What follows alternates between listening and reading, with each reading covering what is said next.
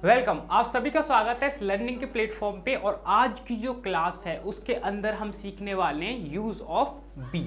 ठीक है, आज की जो क्लास में हम सीखने का काम करेंगे वो सीखेंगे हम यूज ऑफ बी, यानी कि जो हमारी वी वर्ब होती है इसका इंग्लिश में कहाँ कहाँ यूज किया जाता है। अगर आपको पता ना हो तो ये इंग्लिश की जो बेसिक क्लास है उसकी 2 क्लास है, यानी इससे पहले एक क्लास हो चुकी है जिसके अंदर हमने सब्जेक्ट एंड ऑब्जेक्ट की डिटेल में जानकारी ली थी कि सब्जेक्ट क्या होता है, ऑब्जेक्ट क्या होता है, ये चीजें हमने उस क्लास में समझी थी। ये उससे आगे की क्लास है। ठीक है, तो आज की जो क्लास है उसमें समझने वाले हैं हम यूज ऑफ बी। ये जो बी वर्ब है, ठीक है, ये जो बी वर्ब है ये बताने का काम करती है हमें स्टेट। क्या बताने का काम करती है? स्टेट। स्टेट का मतलब आप समझ सकते हैं अवस्था। ठीक है, कोई भी अवस्था है किसी की तो वो अपने आप में बी वर्ब बताने का काम करेगी। ठीक है, अगर इस बी को मैं समझूं तो बी को मैंने 3 जगह बांट रखा है। पहले मैंने बांटा है इज एम आर, दूसरी जगह वॉज वर और तीसरी जगह विल बी शैल बी। तो ये स्टेट बताने का काम करेगी बेसिकली। तो अगर मैं इस इज एम आर को समझूं तो अगर सेंटेंस प्रेजेंट में होगा यानी कि है, हूं या फिर हो आ रहा होगा तो मुझे क्या लगाना होगा? तो मैं इज एम आर में से एक लगाने का काम करूंगा। लेकिन अगर सेंटेंस मेरा पास्ट में होगा यानी कि सेंटेंस मेरा पास्ट में होगा तो जैसे कि था, थी, थे आ रहा होगा तो मैं किसका यूज करूंगा? तो मैं यूज करूंगा वॉज या फिर पर का। लेकिन अगर मेरा सेंटेंस फ्यूचर में होगा यानी कि उसके लास्ट में होगा होगा, ठीक है, होगी, होगा या फिर होगी, इस तरीके से होगा ना तो वो फ्यूचर में होगा। ठीक है, वो क्या बताएगा? वो फ्यूचर बताने का काम करेगा। वहां पे हम विल बी या फिर शैल बी का यूज करेंगे। ठीक है, तो ये हो गई हमारी वी वर्ब के बेसिक कॉन्सेप्ट। ठीक है, स्ट्रक्चर आप समझो तो सबका स्ट्रक्चर सेम रहता है। ठीक है, स्ट्रक्चर क्या रहेगा कि सबसे पहले आप सब्जेक्ट लिखोगे। ठीक है, सब्जेक्ट के तुरंत बाद हो सकता है आपको इज एम आर लिखना पड़े, हो सकता है वॉज वर लिखना पड़े, हो सकता है विल शैल वी लिखना पड़े। ठीक है, विल शैल बी, तो इनमें से कोई आएगा। उसके तुरंत बाद क्या आ जाएगा? उसके तुरंत बाद अगर आप देखने की कोशिश करेंगे तो सबसे पहले ये वी वर्ब आ जाएगी एंड प्लस में आपको प्लस में यहाँ पे एडजेक्टिव मिलेगा या फिर आपको क्या मिलेगा? नाउन मिलेगा। लेकिन क्या नहीं मिलेगा? आपको वर्ब नहीं मिलेगी। ठीक है, तो ये स्टेट दिखाने का काम कर रही है। इस तरीके से मैं एक सेंटेंस ले सकता हूं। जैसे सेंटेंस होते हैं जैसे कि मैं भूखा हूं। ठीक है, मैं भूखा हूं, तो यहां पे अगर आप समझने की कोशिश करोगे तो यहां पे कोई एक्शन नहीं हो रहा। ठीक है, भूखा होना मेरी एक स्टेट है। तो मैं सेंटेंस को कैसे बनाऊंगा? मैं सेंटेंस को बनाऊंगा आई एम हंग्री। ठीक है, आई एम हंग्री। मैं भूखा था, मैं भूखा था, तो यहाँ पे क्या जो सेंटेंस है मेरा मैं भूखा था तो यह कहीं ना कहीं पास्ट का हो गया। तो पास्ट का हो गया तो फिर मैं क्या यूज करूंगा? मैं यूज करूंगा वॉज या फिर वर, यानी कि आई वॉज हंग्री। ठीक है, आई वॉज हंग्री। लेकिन अगर मैं बोलूं कि मैं भूखा हूंगा, ठीक है, मैं भूखा होऊंगा, तो कहीं ना कहीं ये फ्यूचर की बात हो गई।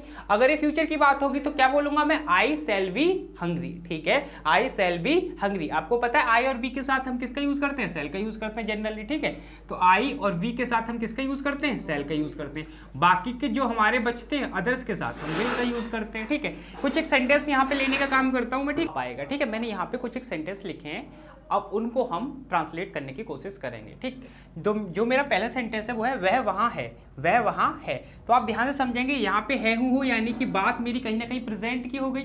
तो प्रेजेंट में हमें ये वाला फॉर्मूला यूज करना है। तो हमें लिखना है वह के लिए हमने क्या लिखा? ही, और ही के साथ हम क्या लगाते हैं? इज। He is there. ठीक है, आगे लिखा है आप प्यासे थे, तो कहीं ना कहीं था, थी, थे, यानी कि बात किसकी हुई? पास्ट की बात हो गई। तो हम इसे किस तरीके से ट्रांसलेट करेंगे?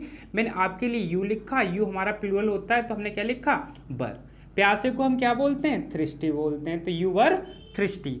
मेरा दोस्त होशियार है, मेरा दोस्त होशियार है, तो कैसे बनाएंगे इसे? My friend. ठीक है, सबसे पहले लिखा हमने माई फ्रेंड। अब जो माई फ्रेंड है ये अपने आप में सिंगुलर है तो आपने लिखा इज, होशियार को इंटेलिजेंट। ठीक है, my friend is intelligent. Next sentence भी है वह घर पर होगा, वह घर पर होगा, तो कहीं ना कहीं ये फ्यूचर की बात हो गई, वह घर पर होगा। तो इस सेंटेंस को हम किस तरीके से बनाएंगे? इसे बनाएंगे हम ही विल वी। ठीक है, ही विल बी कहां पे होगा? घर पर, at home. He will be at home.